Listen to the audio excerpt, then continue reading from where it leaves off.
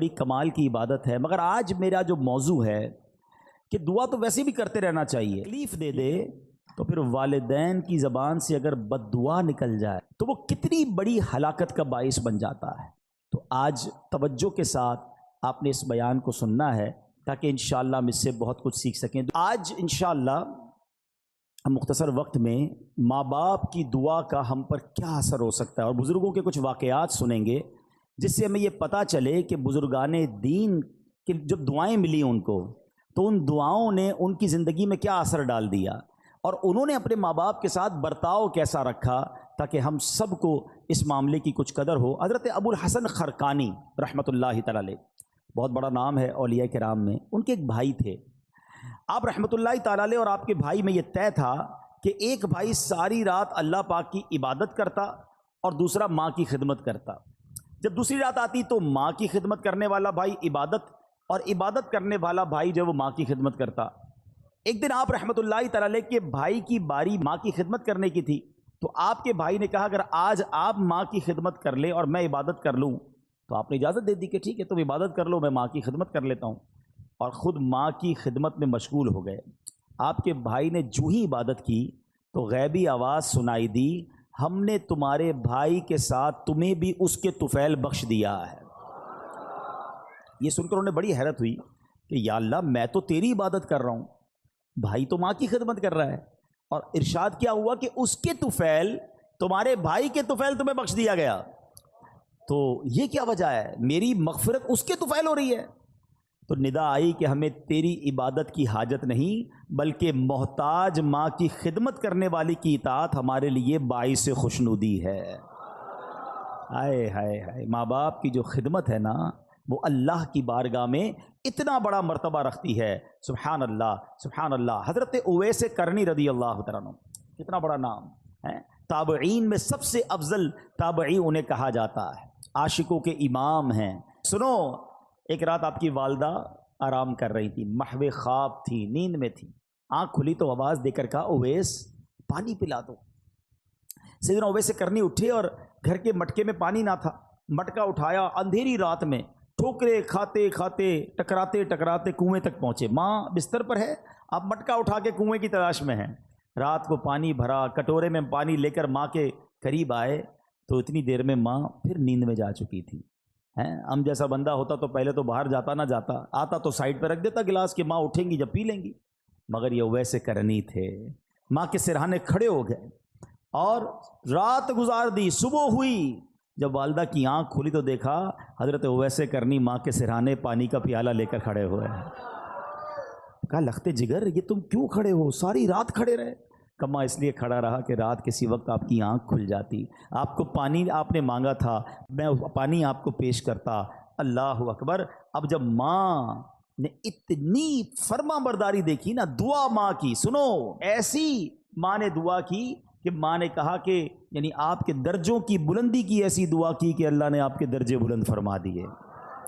ہائے ہائے ہائے، دیکھو نا حضرت اویس کرنی کا پھر نام کیسا ہو گیا۔ ایک اور بڑا نام حضرت بایزید بسطامی رحمۃ اللہ تعالی علیہ۔ یہ بڑے بڑے نام والوں کا انداز دیکھو اپنے ماں باپ کے ساتھ کیسا تھا۔ ان کے ساتھ کیا ہوا کہ ایک رات اسی طرح والدہ نے پانی مانگا، پانی لے کر آئے، والدہ کو نیند آ گئی۔ اچھا، یہ بڑی ٹھنڈی رات تھی، سردیوں کی رات تھی، کہتے ہیں ماں کے سرانے پیالہ لے کر کھڑا ہو گیا، لیکن ہوا یہ کہ پانی جو ہے میرے ہاتھ پر جو گرا تھا وہ ہاتھ پر پانی جم گیا، یعنی اتنی ٹھنڈ تھی۔ ماں کی آنکھ کھلی، کہا اے بایزید کیوں کھڑے ہو؟ کہ ماں آپ کو پانی پیش کرنا تھا۔ جب پیالہ اپنے ہاتھ سے الگ کیا، تھوڑی سی خال بھی اکھڑ گئی، تھوڑا سا خون بھی بہنے لگا کیونکہ پانی برف بن چکا تھا۔ اللہ اکبر۔ ماں نے بڑی دعاؤں سے نوازا۔ اسی طرح ایک رات والدہ نے ان کو حکم دیا کہ دروازے کا ایک پٹ کھول دو، لیکن رات بھر میں اس پریشانی میں کھڑا رہا کہ دایاں دروازہ کھولوں یا بایاں دروازہ کھولوں، کیونکہ اگر ان کی مرضی کے بغیر میں نے کھول دیا تو کہیں حکم عدولی نہ ہو جائے۔ ایک مرتبہ بایزید بسطامی کی والدہ محترمہ نے آپ کو مکتب بھیجا، سورہ لقمان پڑھتے پڑھتے جب اس آیت پر پہنچے، انشکر لی ولی والدیک، اللہ اکبر۔ اس کا معنی پتہ کیا ہے؟ اس کا معنی بنتا ہے یہ کہ حق مان میرا اور اپنے ماں باپ کا۔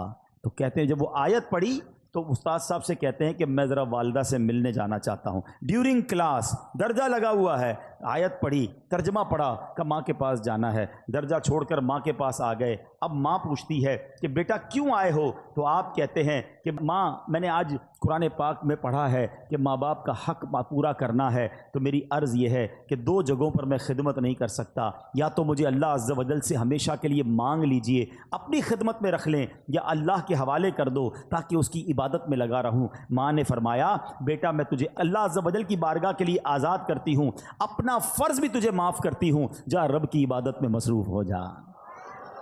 یہ ماں کی خدمت تھی جس نے حضرت بایزید کو بایزید بستامی بنا دیا، اور وہ ماں بھی کیسی تھی جس نے اپنے حق معاف کیے اور بیٹے کو دین کے لیے وقف کر دیا۔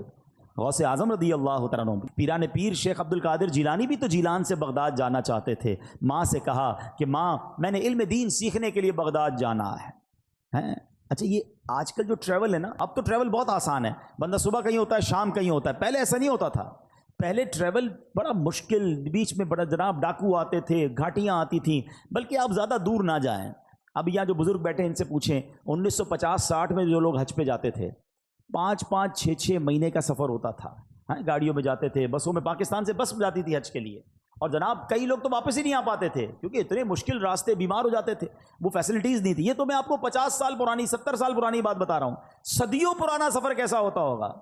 تو غوث پاک کی ماں نے آپ کو کیا کہا کہ بیٹا ٹھیک ہے اب جاؤ، اب ہماری محشر میں ملاقات ہوگی۔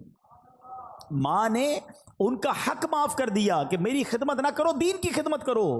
کیسے ماں باپ تھے، اور پھر کیا نصیحت کی تھی کہ بیٹا ہر حال میں سچ بولنا۔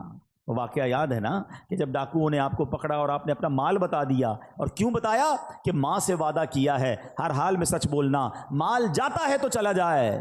وہ ڈاکوؤں کا سردار رونے لگا کہ تم ماں سے کیے ہوئے وعدے کو پورا کر رہے ہو، میں بھی اپنے ویب سے کتنے وعدے کیے، میں کیوں پورے نہیں کرتا؟ پورے ڈاکوؤں نے توبہ کر لی اور مال بھی واپس لوٹا دیا۔